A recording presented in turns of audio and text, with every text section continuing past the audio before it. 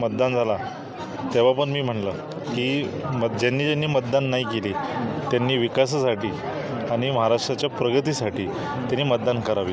हिंदुत्व आणि महायुती ही 100% पुण्यात येणार होती। कितीही फेक नरेटिव्ह ऑपोजिशननी चालवली ती चालली नाही। मी कट्टर हिंदुत्व आहे आणि कसब्यात हे भगवाच गुलाल उधळणार हे आम्हाला सगळ्यांना माहिती होतं। शेअर मॅन्डेट महायुतीला मिळालेला आहे।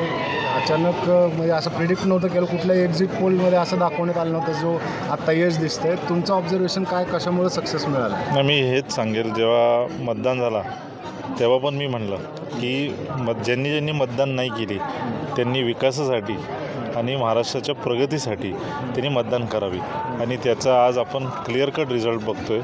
लाडकी बहीण योजना असेल, अनेक मुद्दे असतील आणि आदरणीय देवेंद्रजी, एकनाथ शिंदेसाहेब आणि अजित पवारसाहेब जे त्यांनी ह्या इलेक्शनच्या अगोदर जे त्यांचं सरकार होता जे त्यांनी काम केलं आहे त्याची फलं आज आपण बघतो की महाराष्ट्राने लँडस्लाईड विक्ट्री म्हणून महायुतीला निवडलं आहे आणि देवेंद्रजींचे खूप त्याच्यात कष्ट होते ही गव्हर्नमेंट आणण्यासाठी, तर मी त्यांचं अभिनंदन पण करतो। आता पुणे शहरात देखील 8-0 अशी आघाडी पाहायला मिळते। 100%, कारण मला वाटतं की हिंदुत्व आणि महायुती ही 100% पुण्यात येणार होती।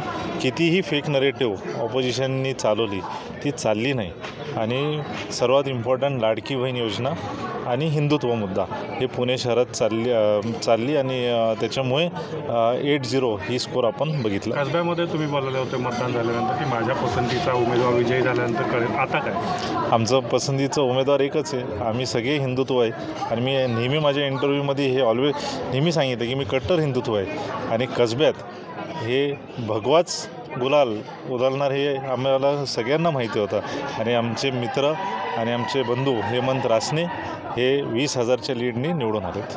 वोट जिहाद विरुद्ध मतांचे धर्मयुद्ध असा एक नरेटिव्ह झाला होता नेमकं? बघा इलेक्शनच्या अगोदर ना अनेक नरेटिव्ह झाले। जरांगे फॅक्टर होता, मग संविधानाचं अजून ती फॅक्टर चालतच होती, असे अनेक मुद्दे चालवले। पण महाराष्ट्राचा जो जनता आहे, महाराष्ट्राची लाडकी बहीण जे आहेत त्यांना एक स्टेबल गव्हर्नमेंट पाहिजे होती आणि एक गव्हर्नमेंट जी डेव्हलपमेंट करेल, या महाराष्ट्राची डेव्हलपमेंट करेल म्हणून महायुतीला त्यांनी निवडलं। दादा, लोकसभेला जो आपण पाहिलं होतं तर महाविकास आघाडीच्या बाजूने जनमत असल्याचं पाहायला मिळालं होतं। मात्र भाजपने असे नेमकं तुम्हाला काय वाटतं कुठल्या चुका दुरुस्त केल्या ज्याचं आता मतात परिवर्तन झालं? नाही, मला वाटतं की लोकसभेमध्ये एक जी फेक नरेटिव्ह ऑपोजिशनने चालवली होती की अबकी बार 400 पार, म्हणजे जी नरेटिव्ह होती की संविधान बदलणार आहे, ती फेक नरेटिव्ह होती, तशी कुठलीही गोष्टी घडली नाही।